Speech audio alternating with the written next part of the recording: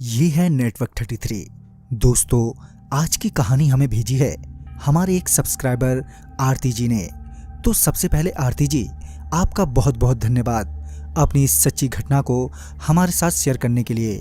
दोस्तों, आपको बता दें, वैसे तो आरती जी ने ये कहानी हमारे ही दूसरे यूट्यूब चैनल इंडार्क पर पोस्ट की थी, मगर हमें ये कहानी इतनी पसंद आई कि हम इस कहानी को आज नेटवर्क 33 पर पब्लिश कर रहे हैं। तो चलिए बढ़ते हैं आरती जी की कहानी की ओर। एक ट्रेन अपने निर्धारित समय से काफी देरी से चल रही थी। कारण था सर्दियों के मौसम में धुंध का अधिक होना। ऊपर से रात का वक्त ट्रेन में मौजूद आरती के नाना जी, जो कि उस ट्रेन के लोको पायलट थे, कि उन्हें एक बार फिर ट्रेन को रोकने का सिग्नल मिला। दरअसल आने वाले स्टेशन पर एक ट्रेन सिग्नल न मिलने के कारण पहले से ही खड़ी थी। कुछ देर बाद आरती के नाना जी को वहां से चलने का सिग्नल मिला। तभी उन्होंने ट्रेन का इंजन स्टार्ट किया और चलने से पहले चेतावनी के तौर पर ट्रेन का हॉर्न बजाया, ताकि अगर कोई भी ट्रेन की पटरी के आसपास हो या पटरी पर हो तो वो वहां से हट जाए।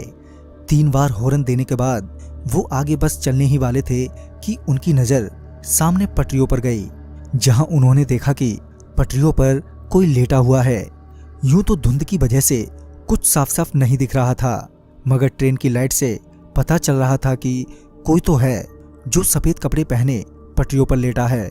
आरती के नाना जी उसे वहां देखकर हैरान थे।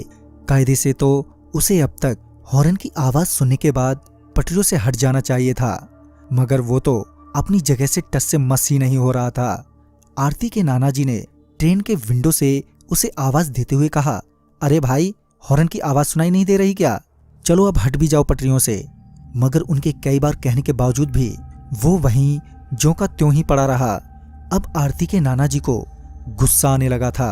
वो मन ही मन सोच रहे थे कि कैसा आदमी है ये, इतनी तेज हॉर्न की आवाज से भी इसे कुछ फर्क नहीं पड़ा। वो ये सोचते हुए ट्रेन से नीचे उतरे और वो उसकी ओर बढ़े।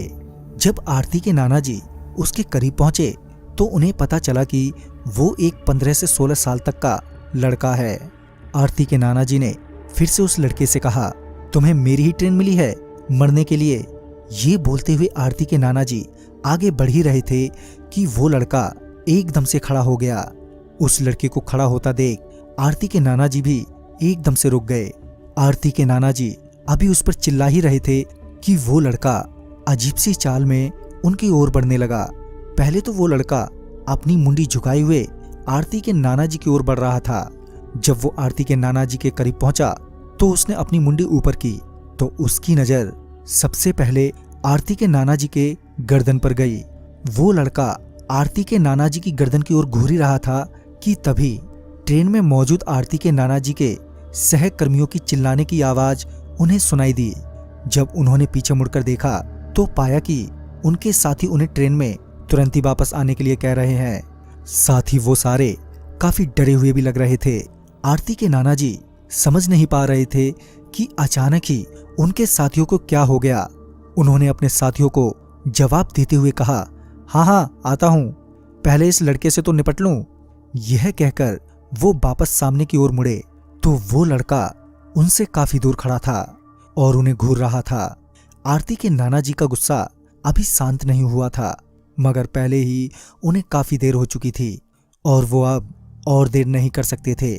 लिहाजन वो वापस ट्रेन के इंजन में पहुंचे, जहां उनके साथियों ने उनसे कहा कि तुम अभी अभी मरने से बचे हो। वो कोई लड़का नहीं था, तुमने शायद उसके पैरों को ध्यान से नहीं देखा। उस लड़के के पैर उल्टे थे। अपने साथियों की बात सुनने के बाद वो एकदम से सदमे में आ गए। तभी उन्होंने मामले की गंभीरता को समझते हुए तुरंत ही ट्रेन स्टार्ट की और वो वहां से निकल गए। मगर रास्ते भर उनके मन में एक ही ख्याल आ रहा था कि वो तो मुझे कुछ भी कर सकता था। तभी उन्हें ध्यान आया कि वो लड़का उनकी गर्दन की तरफ देख रहा था। फिर जब उन्होंने अपनी गर्दन पर हाथ फेरा तो उन्होंने पाया कि उन्होंने अपने गले में बजरंगबली का एक लॉकेट पहना हुआ है। तभी उन्हें एहसास हुआ कि शायद उनकी जान बजरंगबली की वजह से बच गई। तो दोस्तों, इस कहानी में बस इतना ही। अगर आपके पास भी आरती जी की तरह ऐसी कहानियां हैं तो हमारे साथ शेयर करना ना भूलें। तो मैं आपका दोस्त राजकुमार जल्द ही मिलूंगा। शायद आप ही की भेजी हुई एक नई कहानी के साथ। तो तब तक के लिए बाय एंड टेक केयर।